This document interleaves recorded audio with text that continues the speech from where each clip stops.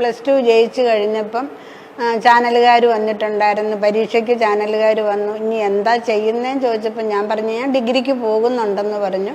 ചേച്ചിന്ന് വിളിക്കും, അമ്മച്ചിന്ന് വിളിക്കും.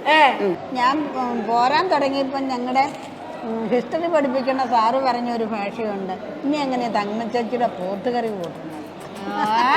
കറി എങ്ങനെയെന്ന് പറഞ്ഞാൽ ഒരു തോരൻ കൊണ്ടുപോകും പ്രധാനമായിട്ട്.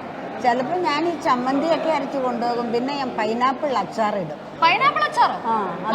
അതുകൊണ്ടായി കൊടുത്തിട്ട് എല്ലാവർക്കും ഇഷ്ടമായി. സാർമാർക്കൊക്കെ ഞാൻ കുപ്പിക്കകത്ത് കൊടുത്തു വിട്ടിട്ടുണ്ട്. പൈനാപ്പിൾ അച്ചാറിന് നല്ല ഡിമാൻഡ് ഉണ്ട്. അപ്പൊ ക്യാൻറ്റീനിൽ വന്ന് കഴിക്കുമ്പോ ഏറ്റവും ഇഷ്ടമുള്ള എന്നാ ഉച്ചക്ക് കഴിക്കാറ്? പൊതുവെ ചോറും കറിയാ കഴിക്കാറുണ്ട്. ചോറ് എന്തൊക്കെ കറികളാ? കുറെ കറികൾ ഉണ്ടാവാറുണ്ടോ? മോരിന്റെ ഉള്ളത് എനിക്ക് ഇഷ്ടമല്ല. മോരിഷ്ടമല്ല. പിന്നെ ഞാൻ സാമ്പാർ കഴിക്കും, അല്ലെങ്കിൽ വേറെ എന്തെങ്കിലും ഉള്ളതൊക്കെ കഴിക്കുള്ളൂ. അമ്മ ഉണ്ടാക്കുന്നതിൽ ഏറ്റവും ഇഷ്ടം, കൂട്ടുകാരികൾക്ക് ഏറ്റവും ഇഷ്ടമുള്ള കറി എന്നാ? ഞാൻ എന്ത് കറി കൊണ്ട് കൊടുത്താലും, ഒരു ചമ്മന്തി അരച്ചു കൊണ്ട് കൊടുത്താലും നല്ലതാണെന്ന് പറയും. എന്റെ കുക്കിംഗ് സ്കില്ലിനെ ചോദ്യം ചെയ്യരുത്.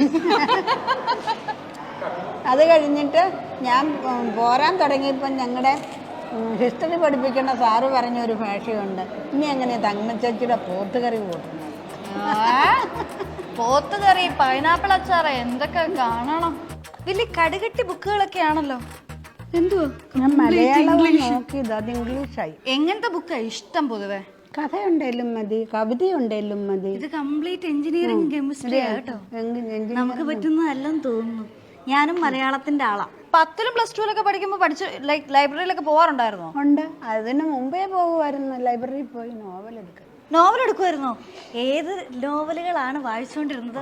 പ്രണയ നോവലുകൾ? അന്നൊക്കെ പൈങ്കിളി നോവല്. അന്നൊക്കെ പൈങ്കിളി നോവലായിരുന്നു. മുട്ടത്ത് വർക്കിയുടെ, കാനത്തിന്റെ ഒക്കെ നോവലായിരുന്നു വായിച്ചോണ്ടിരുന്നത്. അത് ചോദിക്കട്ടെ, പൈങ്കിളി നോവലൊക്കെ വായിക്കാൻ ഇഷ്ടമുണ്ടായിരുന്ന ഒരാളാകുമ്പോ ചെറുതായിട്ടൊരു പ്രേമമൊക്കെ? ഇല്ല. ചുമ്മാ ഇല്ലടാ.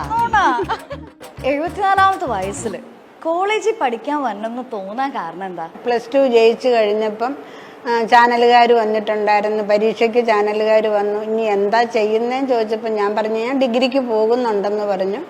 BA എടുക്കാനാണ് പ്ലാൻ ഇരുന്നത്. BA മലയാളത്തിന് എനിക്ക് സാധിച്ചില്ല. അപ്പം നമ്മൾ സാമ്പത്തികം കുറഞ്ഞവരാണ്. അപ്പോൾ അതനുസരിച്ചാണ് ഡിഗ്രി, അതാണ് ഡിഗ്രി എടുക്കാൻ കാരണം. +2 കൊണ്ട് നിർത്താനായിരുന്നു ഇരുന്നത്. അപ്പൊ അന്ന് ചാനലുകാരൊക്കെ വന്ന് പത്രത്തിലൊക്കെ വന്നപ്പോഴത്തേക്കും വലിയ ഫേമസ് ആയില്ലേ, സെലിബ്രിറ്റി ആയി.